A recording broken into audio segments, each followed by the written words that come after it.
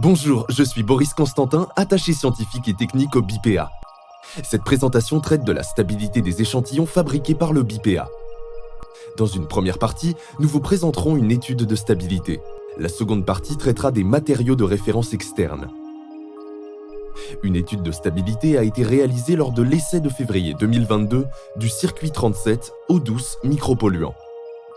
Concernant le plan d'expérience, des échantillons ont été envoyés aux participants du circuit pour une analyse à 3 dates fixes. Les participants devaient y effectuer l'extraction et les analyses. L'objectif de cette étude, étudier la stabilité dans le temps de micropolluants dans l'eau douce et dans les conditions d'un essai interlaboratoire. Dans ce circuit 37, eau douce micropolluant, les échantillons sont dopés. Les familles représentées sont les insecticides organochlorés, les insecticides organophosphorés, les polychlorbiphéniles, les chlorobenzènes et les phtalates. Entre 5 et 12 jeux complets de données ont été obtenus pour ces différents micropolluants et ont fait l'objet d'un traitement statistique. Les résultats ont permis de distinguer 3 types de cas. 1. Le cas des molécules pour lesquelles la stabilité est avérée. 2. Le cas des molécules pour lesquelles l'instabilité est avérée. 3. Les cas limites.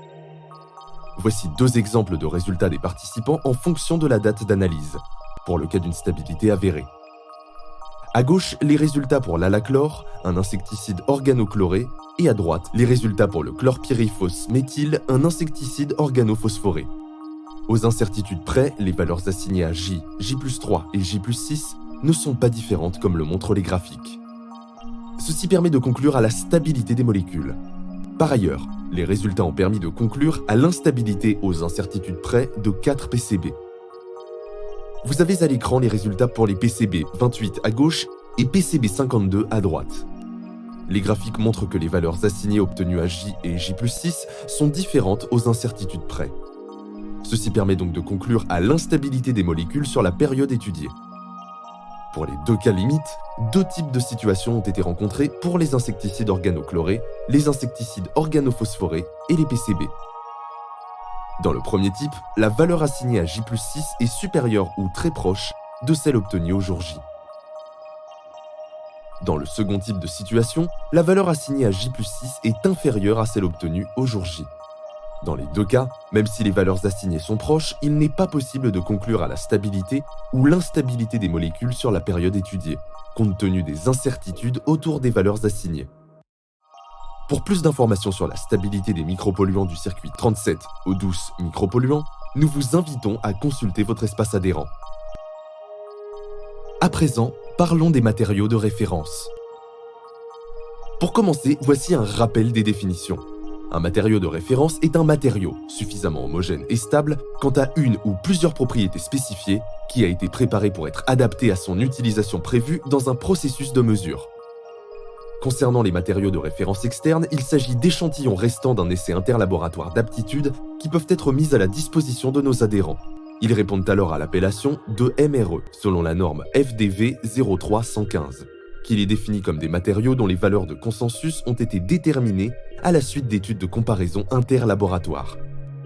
Enfin, un matériau de référence certifié est, selon l'ISO 17034, un matériau caractérisé par une procédure métrologiquement valide applicable à une ou plusieurs propriétés spécifiées et accompagné d'un certificat de MR qui indique la valeur de la propriété spécifiée, son incertitude associée et une expression de la traçabilité métrologique. Suivant le plan 2025 établi par le conseil d'administration, le BIPA travaille à la production de MRC selon l'ISO 17034. En quoi les matériaux de référence présentent-ils un intérêt pour les laboratoires d'analyse ? En fait, leur intérêt est multiple.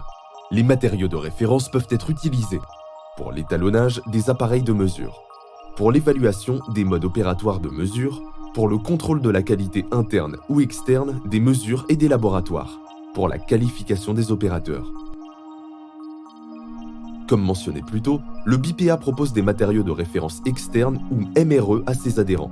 Pour que les échantillons restants d'un circuit d'essai d'aptitude soient rendus disponibles comme MRE, leur stabilité, au-delà de la période d'essai, doit être établie soit par des essais expérimentaux, soit grâce aux connaissances des experts du domaine correspondant. Concernant les essais expérimentaux, des essais de stabilité sur une période donnée sont réalisés sur des couples matrices-analytes. Si le critère de décision affiché est respecté, l'analyte est considérée comme stable pour la matrice et la période étudiée.